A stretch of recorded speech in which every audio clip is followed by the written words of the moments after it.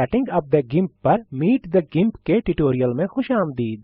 आज मैं आपको दिखाना चाहता हूं कि गिम्प को पहली बार इस्तेमाल करते वक्त कैसे सेटअप किया जाता है। गिम्प में तमाम दीगर विंडोज और मैकिन्टॉश प्रोग्रामों की तरह एक बड़ी विंडो के बजाय छोटी विंडोज का इस्तेमाल किया जाता है। ये यूनिक्स वर्ल्ड की तारीख है और यूनिक्स का इस्तेमाल करने वाले लोग मुकम्मल स्क्रीन पर फैली हुई विंडोज और एक ही वक्त में बहुत से प्रोग्राम चलाना पसंद करते हैं। अगर आप इन मुख्तलिफ विंडोज के साथ काम करने के काबिल नहीं हैं, तो आपको गिम्प शॉप देखना चाहिए।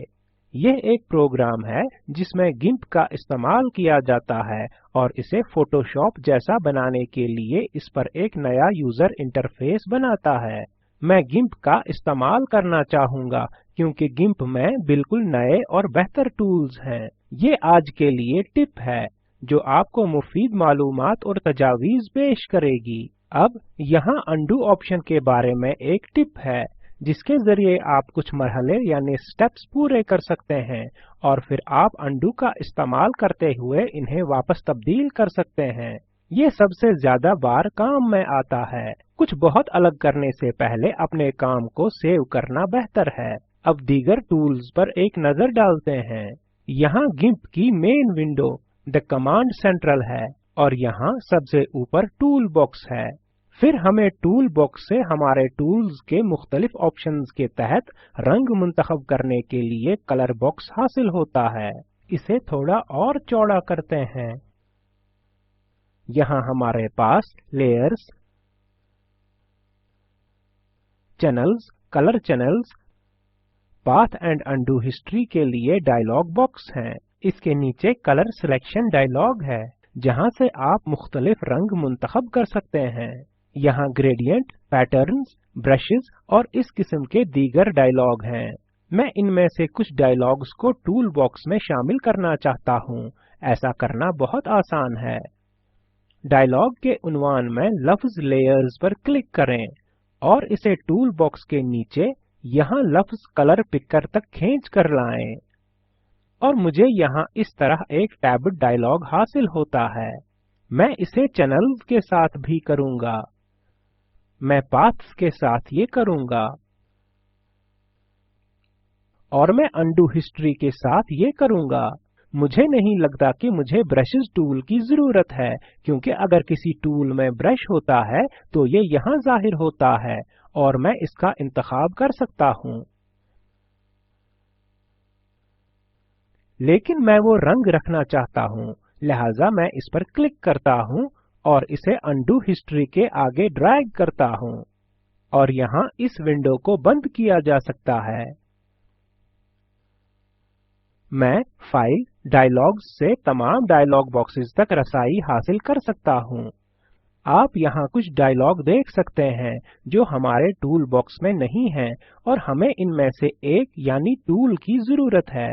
मेरे टूल बॉक्स में कुछ ऐसे टूल्स शामिल हैं जिन्हें मैंने कभी इस्तेमाल नहीं किया और मैं इन्हें इन टूल्स से बदलना चाहता हूँ जिन्हें मैं इस्तेमाल करना चाहता हूँ। इन टूल्स के साथ शुरुआत करते हैं जिन्हें मैं रखना चाहता हूँ। मैं कर्व्स, लेवल्स, थ्रेशोल्ड रखना चाहता हूँ। ब्राइटनेस एंड कंट्रास्ट मैं इनका इंतखाब नहीं करना चाहता। मुझे पर्सपेक्टिव क्लोन की जरूरत नहीं है और ना ही मुझे इंक या एयर ब्रश की जरूरत है। मुझे बाकी तमाम टूल्स की जरूरत है। मैं इस पर ये देखने के बाद आऊंगा कि कितनी जगह बाकी बची है। अब मैं फाइल और प्रेफरेंसेस पर जाता हूँ। मैं एनवायरनमेंट और इंटरफेस को भी वैसा ही छोड़ देता हूँ। थीम में मैं स्मॉल मुंतखब करता हूँ और जब मैं इस विंडो को एक तरफ खींचता हूँ तो आप देखते हैं कि तमाम आइकन सिकुड़ गए हैं और वहाँ टूल्स के बारे में मालूमात के लिए ज्यादा जगह मौजूद है। टूल ऑप्शन में जाएं, डिफॉल्ट इंटरपोलेशन को बदलकर सिंक करें। ये रिसाइज करते वक्त या घुमाते वक्त पिक्सेल्स का हिसाब करने के लिए बेहतरीन इंटरपोलेशन है। दीगर तमाम ऑप्शंस को वैसा ही छोड़ दें।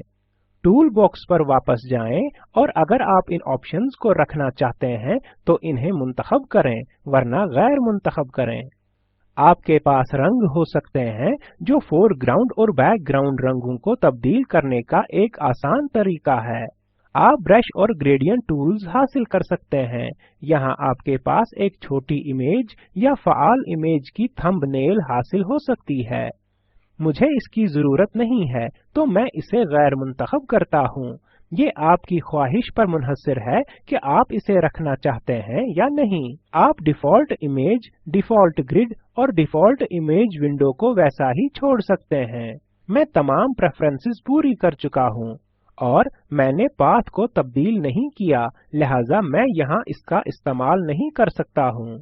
अब मुझे कुछ ज्यादा जगह हासिल करने के लिए यहाँ सिर्फ एक टूल को हटाना होगा, लेकिन सबसे पहले मैं इसे कुछ चौड़ा करूँगा। आप देख सकते हैं कि टूल बॉक्स डायलॉग काफी तंग हो गया है। बस इसे यहाँ खींच कर लाएं। मुझे लगता है कि मैं यहाँ बगैर एक नया रो बनाए 3 और टूल्स डाल सकता हूँ। चुनांचे में ब्राइटनेस, ह्यू सैचुरेशन और कलर बैलेंस शामिल करूँगा। इन तमाम टूल्स पर जो यहाँ नहीं दिखाए गए हैं, फाइल और डायलॉग्स पर क्लिक करके पहुंचा जा सकता है।